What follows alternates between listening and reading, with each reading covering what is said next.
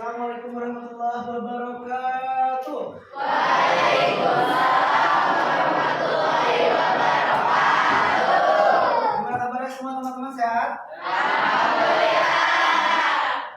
Alhamdulillah. Baik, sebelumnya izin memperkenalkan diri. Ya, saya ada Fauzan Nugraha dari Universitas Islam Dr. Andes Purwakarta. Nah, di sini saya menggantikan Ibu Lita sebagai pengajar pelajaran di agama Islam pada hari ini.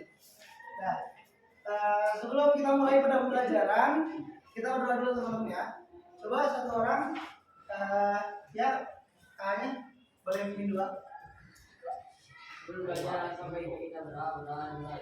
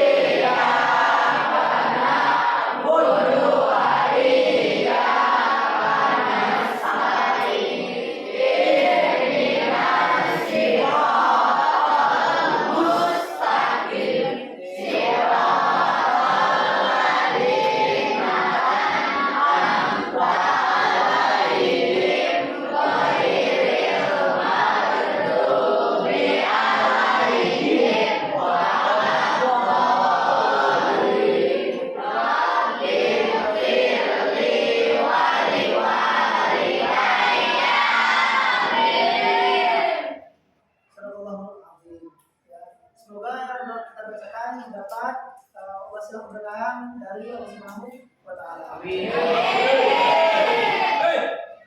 Baik, sekarang kita langsung lanjut ke materi. Sebelum kita langsung lanjut ke materi, ya, ada yang tahu judul materi sebelumnya apa? Coba angkat tangannya.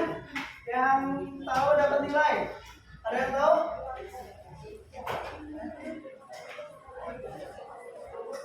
Apa? Coba. Gak ada yang tahu judul sebelumnya. Apa? Hah?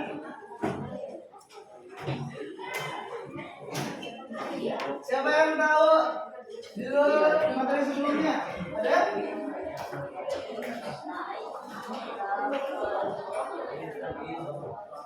Nah, judul sebelumnya adalah bab tentang beragama secara moderat, ya, tentang toleransi beragama, tentang menghargai dengan agama lain.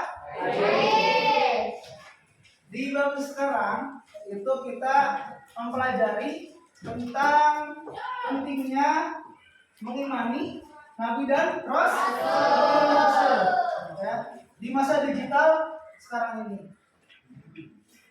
Yang seperti kita tahu sekarang masa digital mudah mengakses semua hal, ya, mulai dari hal terkecil sampai hal yang paling sulit sekalipun. Ya. Maka kita hidup di zaman milenial sekarang itu sangat-sangat fatal kalau misalkan kita kurang dalam mengimani Rasul. Seharusnya di masa digital sekarang kita lebih bisa, kita lebih dalam mengimani Nabi dan Rasul kita, ya. Nah, pada kesempatan ini itu saya akan menjelaskan sedikit, ya, tentang yang pertama ada pengertian, ya, pengertian atau makna, ya, atau definisi. Apa sih itu mengimani? Ya, apa sih itu iman? Ya, kepada Nabi dan Rasul. Al-iman.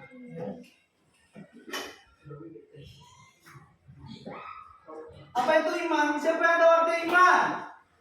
Apa coba iman artinya? Artinya percaya? Percaya. Ya. Kalau dalam Arabnya, apa itu iman? Al-imanu wa atasdiqul bil qalbi wa iqraru bil lisani wa amalun bil arkani. Ya. Gimana adalah apa?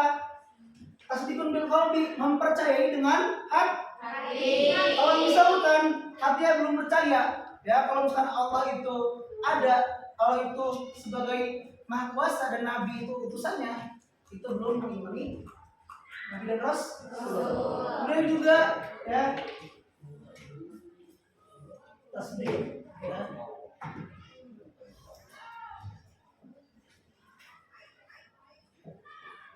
Al-iqrar wal amal.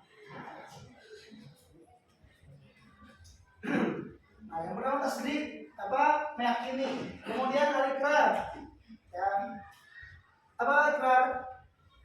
Mengucap, ya mengucap. Dia sering mengucapkan, pernah mengucapkan kalau dia itu percaya.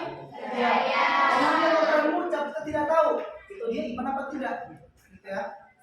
Nah, yang kedua al-amal, gitu ya, dari perbuatan.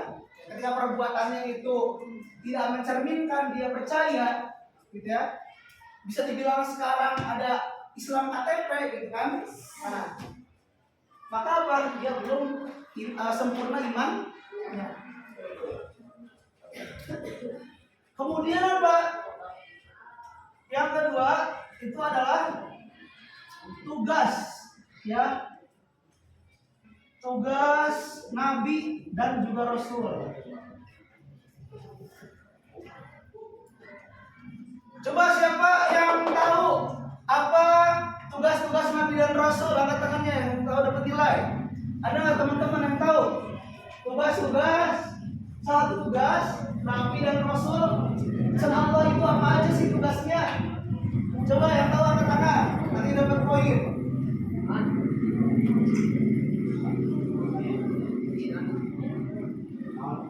Ya teman dulu apa? Silakan. Tugasnya ada yang pertama apa? Sebagai saksi bagi umatnya. Kenapa di sini disebut saksi bagi umatnya? Karena nanti di yaumul akhir itu umat-umatnya ini akan berbondong-bondong nyari nabi mereka. Ya. Nanti di yaumul akhir kalian akan sibuk, ya, bukan tentang HP-nya, bukan tentang orang tuanya, tapi tentang mencari utusan kamu itu siapa, gitu ya. Kalau misalkan kalian nggak tahu dan sekarang nggak iman, ya, maka nanti ketika mencari itu, beliau kata-kata saya nggak akan bisa nyari meskipun kalian itu di KTP itu Islam, ya. Tapi apa? Jarang sholat, ya. Kalau kata orang sedang sholat heula, santai we, ya. Jangan kayak gitu. Nah itu ciri apa? Ciri dia KTP Islam tapi kelakuan ya nonis. Bukan nauzubillahi min dzalik. Ya. Yang pertama apa? Sebagai saksi. Nah, sebagai saksi. Kemudian yang kedua apa? Ya. Sebagai Pembawa kabar gembira. Mumtaz. Saya bawa kabar gembira. Maksudnya apa? Nanti atau ketika di zamannya, ya, setiap orang pada zaman itu betul apa Rasul, ya buktinya. Gitu. Jadi ketika di zamannya itu Nabi Musa, Nabi Isa, ya, Nabi Muhammad pun itu memberi kabar gembira, ya. Beri kabar gembira apa? Bahwa telah datang utusannya dari Allah yang menunjukkan kebenaran. Ya, karena apa? Ladinan Islam, ya. Nanti di zaman akhir nggak ada, ya, yang diakui selain Islam. Meskipun ada beberapa hadis yang menyampaikan kalau ada karena sebelum Nabi Muhammad itu ada agama-agama yang itu langsung utusan dari Nabi Isa dan Nabi Ibrahim. Ya. Tapi di zaman sekarang ini itu yang murni dari Nabi Isa dan Ibrahim itu mustahil. Kenapa? karena banyak perubahan-perubahan, ya, banyak perubahan yang itu dia di plagiasi segala macam. Ya, maka mustahil ada yang murni dari Nabi Isa dan Ibrahim. Ya. Pembawa kabar gembira. Dan yang ketiga apa? Nah, siapa yang tahu yang ketiga apa, teman-teman? Yang ketiga sebagai pemberi peringatan. Nah, sama ini Romil akhir juga, ya. Kenapa? Karena ketika Nabi diutus, artinya ada masalah di sana. Ya. Ketika Nabi muncul di satu kaum, berarti umat itu, kaum itu ada problem di kehidupannya. Ya. Contohnya apa? Gitu. Nabi siapa yang diutus untuk menghadapi kaum sesama jenis ada? Nabi apa coba? Nabi Lut, ya. Bayangkan dia harus menghadapi orang-orang yang bahkan sampai sekarang, ya. Bukannya dihujat, ya, bukannya kita hujat, malah ada yang memviralin. Itu makin naik panggung dia, kan? Nah, tadi kembali apa? Bahwa ketika Nabi diutus itu berarti ada masalah di dalamnya. Membawa peringatan.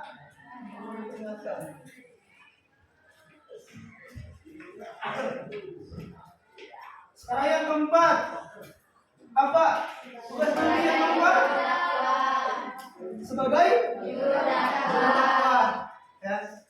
Di zamannya itu pasti yang mendakwahkan agama Allah itu pasti para nabi.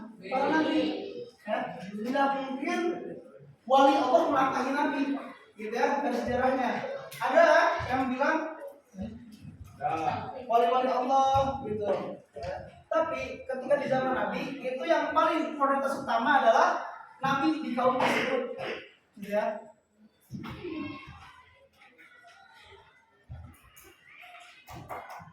Sebagai juru dakwah yang itu menyebarkan agama Allah di zamannya. Untuk yang berikutnya, ya, tugas Nabi udah, ya, yang di secara keseluruhan ada 4. Namun cabangnya banyak, ya.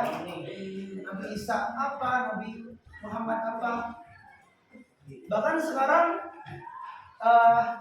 ilmu sains itu sudah membuktikan nabi-nabi apa, bahwa ada bukti retakan di bulan, dan itu sampai sekarang sudah ditemukan. Yang itu adalah mukjizat Rasulullah SAW.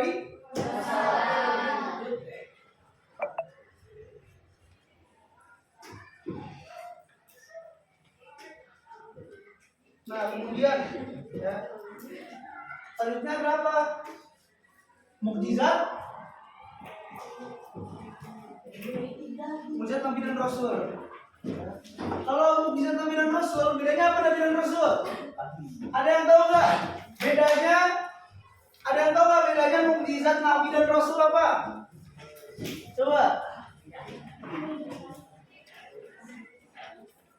Fungsinya mukjizat Nabi dan Rasul, ada yang tahu apa? Nah, kalau yang belum tahu nih, ya, mukjizat Nabi itu dia diberi mukjizat, tapi khusus untuk dirinya sendiri, ya. Dan Rasul itu untuk seluruh umat, ya.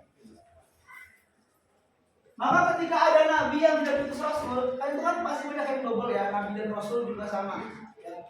Maka kalau ketika ada yang diutus Nabi saja, berarti itu untuk membantu dirinya sendiri, gitu, ya. Mengatasi umatnya dan membantu dirinya sendiri.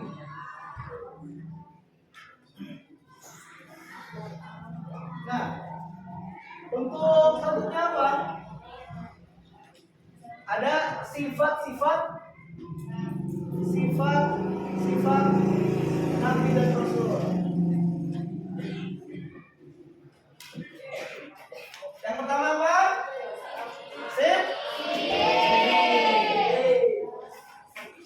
Sidik atau apa dia sidik? Bisa benar, bisa jujur, ya. Kenapa? Karena nggak ada nabi yang itu dia berbohong, ya. Itu dia ingkar, nggak ada. Kemudian amanah. Apa itu amanah dan itu nggak amanah? Percaya. Ya, jadi dia itu dipercaya oleh Allah, ya, terpercaya oleh manusia dan terpercaya oleh Allah Subhanahu wa taala.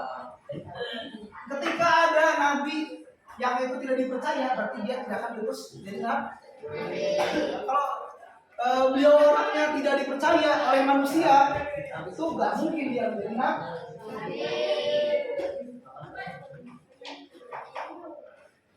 Kemudian apa? Tabligh, ya. Ambil tabligh. Balik tidak. Kalau balik apa balik? Ya. Kalau balik sudah pada umur yang wajib ibadah. Tapi kalau artinya tabligh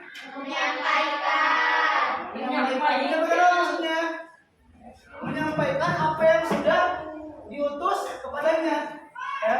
Kalau dia mendapat risalah, kalau dia mendapat pesan dari Allah, wajib disampaikan, ya.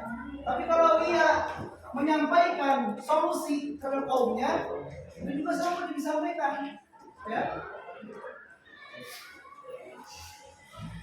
Yang terakhir adalah faton. Siapa yang artinya fatonah? Cerdas, ya, mahir, cerdas, pintar. Jadi tidak ada nabi yang bodoh. Siapa sejarahnya? Nabi itu bodoh, ya. Maka apa? Ada kisah, ya, kalau katanya apa? Rasul itu katanya pemyun, ya, kemudian bisu. Nah, itu ada apa? Ada penolakan ini. Ada penolakan kalau nabi itu cerdas. Jadi tidak ada namanya kalau nabi itu dia tidak perfect, gitu, ya. Pasti dia sempurna. Gitu. Maka banyak penolakan, banyak penafsiran kalau menolak kalau nabi itu minhukmun, gitu. Ya. Maksudnya bisu dan mulia itu apa?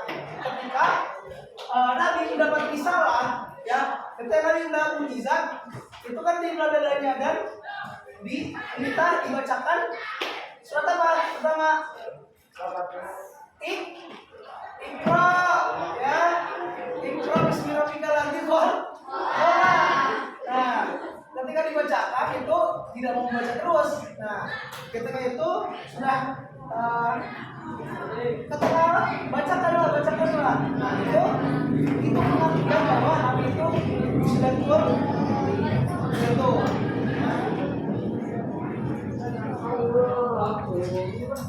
Paham semuanya? Nah, sekarang boleh silakan dibuka buku tulisnya. Setelah dibuka buku tulisnya, silakan dirangkum apa yang sudah saya jelaskan.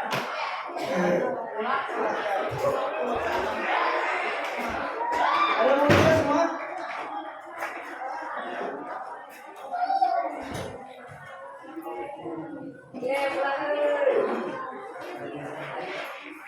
Jam berapa sekarang? Jam 12. Jam 12 kan pulangnya? Iya.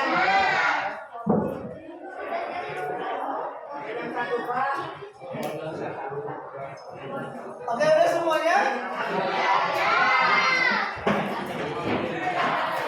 Udah teman-teman, ya, jawabnya?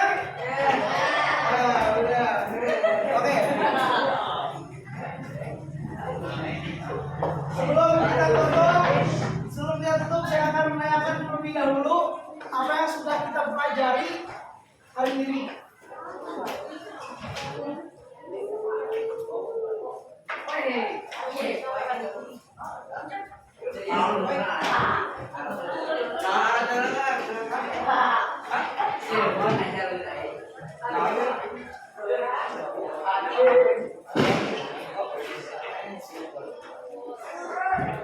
Sebelum saya tutup, saya akan menanyakan apa yang telah kita pelajari hari ini, ya.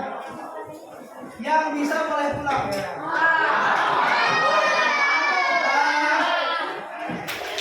Tiga pertanyaan aja, tiga pertanyaan. Yang pertama, ya. Yang pertama,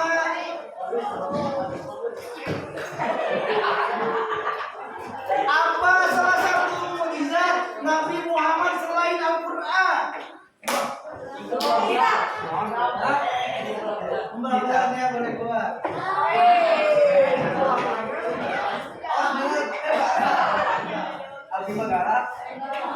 Oke, yang kedua, apa ciri, apa contoh, ya, apa contoh amalan Nabi dari sifat sidik,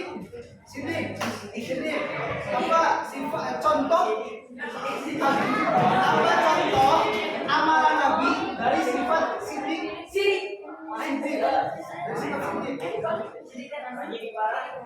apa contoh amalan Nabi sehari-hari dari sifat sidik? Ayo pulang duluan. Itu apa? Sujud pada umat Islam. Oke. Nah, nanti kita tutup dengan bacaan alhamdulillah.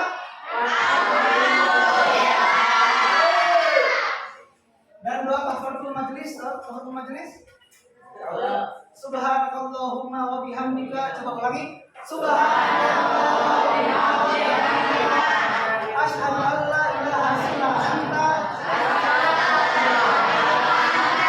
Wastaghfiruka. Wa atubu ilaik.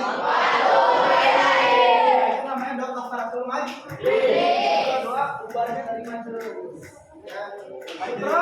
Terima kasih atas semuanya. Wassalamualaikum warahmatullahi wabarakatuh.